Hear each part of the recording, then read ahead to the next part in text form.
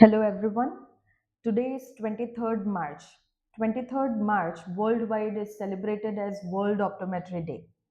But everyone has a question, what is optometry?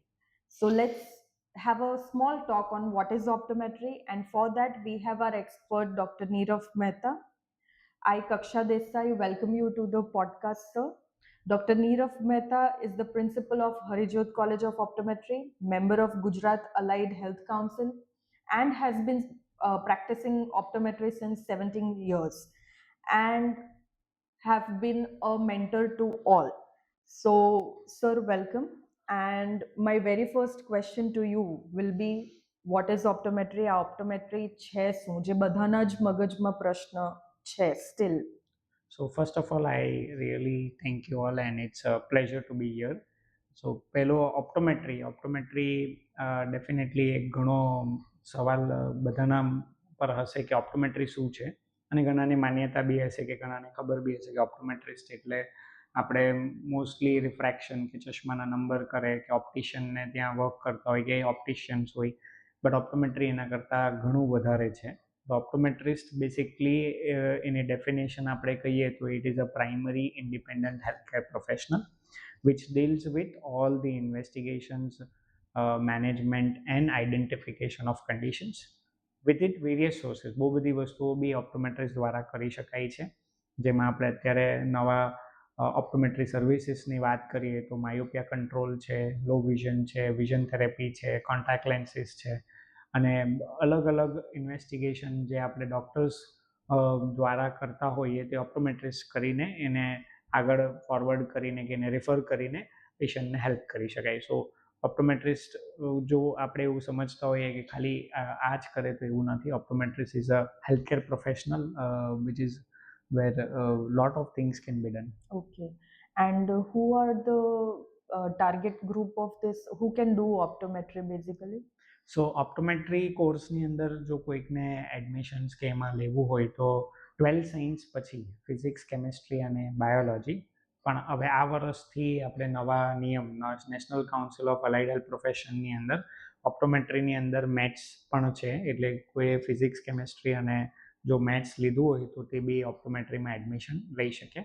બીજું છે કે નીટની એમાં રિક્વાયરમેન્ટ નથી આપણામાં. Okay, okay. બટ હા, 12 સાયન્સ મેન્ડેટરી છે. Mandatory. So biology and maths both. And what's the course line year of હા, this? કોર્સ હવે જે આ નવા નિયમ છે એનામાં 4 years degree course plus 1 year internship, એટલે ટોટલ 5 વર્ષનો કોર્સ છે. અને આને આપણે કમ્પિટન્સી સ્કિલ બેઝ પ્રોગ્રામ તરીકે ઓળખવામાં આવ્યો છે, જે ઇન્ટરનેશનલ સ્ટેન્ડર્ડ્સ છે તેના આધારે નેશનલ કમિશને આખો ડિઝાઇન કર્યો છે. સો ડેફિનેટલી આવનાર વર્ષમાં ઓપ્ટોમેટ્રી સાથે બીજા બધા હેલ્થકેર પ્રોફેશનલ્સની બી એટલી જ સારી રીતે ઓળખ થશે. Okay. And what is the procedure to get admission into that?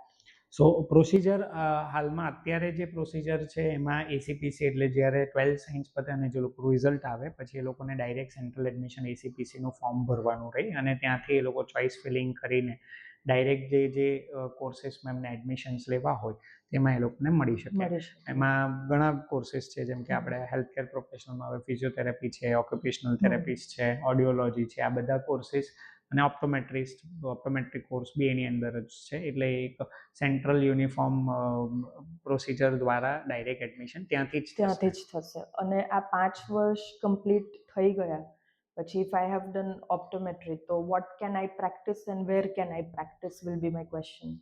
So optometrist જેમ મેં આગળ વાત કરી તે પ્રમાણે ઓપ્ટોમેટ્રિસ્ટ એક પ્રાઇમરી ઇન્ડિપેન્ડન્ટ હેલ્થકેર પ્રોફેશનલ છે. તો એ પ્રોફેશનલ કોર્સીસમાં એક એવું કહી શકાય કે બધું જ એ આઈડેન્ટિફાઈ, ઇન્વેસ્ટિગેશન અને મેનેજમેન્ટ, ટ્રીટમેન્ટની અંદર સર્જિકલ ટ્રીટમેન્ટ ઓપ્ટોમેટ્રિસ્ટ નથી કરી શકતા, બટ એ દ્વારા બાકીના બધા એરિયાઝ છે જે અત્યારના નવા ઓપ્ટોમેટ્રી સર્વિસીસમાં low vision, myopia control, contact lenses, dispensing optics કે બાકીની જે બી ઇશ્યુઝ હોય આંખની અંદર તે બધું ચેકઅપ કરીને આગળ રેફર કરી શકે. એ લોકો મોતિયો ચેક કરી શકે, સાથે ઝામર બી ચેક કરી શકે.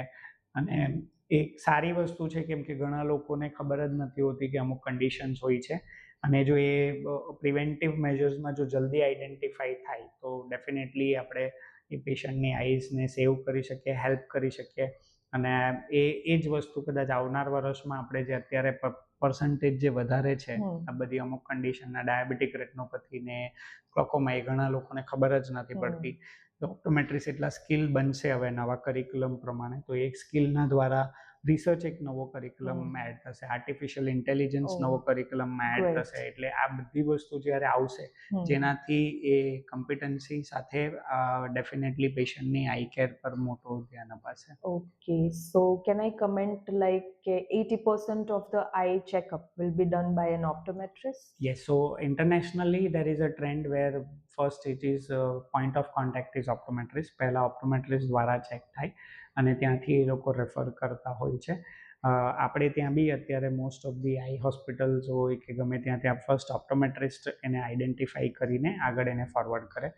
ઘણા હવે ઓપ્ટોમેટ્રિક ક્લિનિક્સ બી છે જે લોકો પોતાના લેવલ પર ઇન્ડિપેન્ડન્ટલી દરેકે દરેક વસ્તુ ચેક કરીને રેફર કરે છે. સો we can say કે optometrist will definitely going to save a lot of people eyes and healthcare related, and I believe આંખ છે તો બધું કામ કરી શકાય અને આઈસથી જ આપણે બધું જોઈ શકીએ છીએ.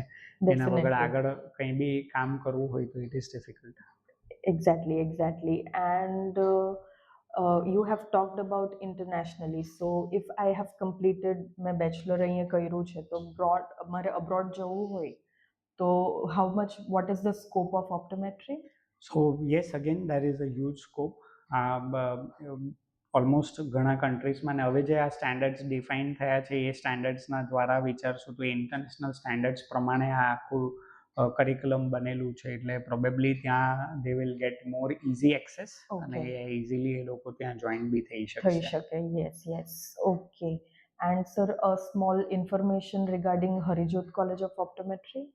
So Harijot College of Optometry is one of the oldest institute in optometry which started in 2005. 2005માં શરૂ થઈ અને એક જસ્ટ બ્રીફ કહી શકું તો ઓલમોસ્ટ અત્યાર સુધીના 250થી વધારે છોકરાઓ બેચલર્સ પાસ આઉટ થયા છે અને મોર દેન 50+ માસ્ટર્સ. સો આટલા students graduate, post graduate and they are working, and I would say no one is staying at home. Most of them બધા જ અત્યારે કશે ને કશે એ લોકોની જગ્યાએ જોબ કે પોતાનો પ્રેક્ટિસ રન કરે છે. They are also working internationally. ઘણા છોકરાઓ આપણા ઇન્ટરનેશનલી કેનેડા, યુએસ અને યુકે ને બધી જગ્યાએ પ્રેક્ટિસ કરે છે. સો ડેફિનેટલી આઈ થિંક આઈઝ એક એવું સમજી લે કે આંખ તો વધતી જ ખરાબ થવાની જ છે બધા ડિજિટલ યુસેજના પ્રમાણે, અને એની અંદર અવેરનેસ, એજ્યુકેશન, રિસર્ચની ડેફિનેટલી વધતી જશે અને એમાં સારા ઓપ્ટોમેટ્રિસ્ટ આવશે તો નવી ટેકનોલોજીમાં લોકોને ડેફિનેટલી હેલ્પ થશે. Definitely. Okay, last but not the least, today is World Optometry Day. So would you like to give some information or your advice regarding eyes to our viewers? So optometrist first is કે એક જે આપણા માનસિકતામાં છે કે optometrist ખાલી reflection કરે છે, I think that has to be removed. Everyone can understand optometrist is more than they work on reflection. અને બીજું એક સિમ્પલ ડિજિટલ ડિવાઇસીસનો યુસેજ પેરેન્ટ્સને, છોકરાઓને ઓછો કરાવાય. થર્ડ ઇઝ બધાએ વર્ષમાં એકવાર પોતાની આઈસ ટેસ્ટ કરાવડાવી.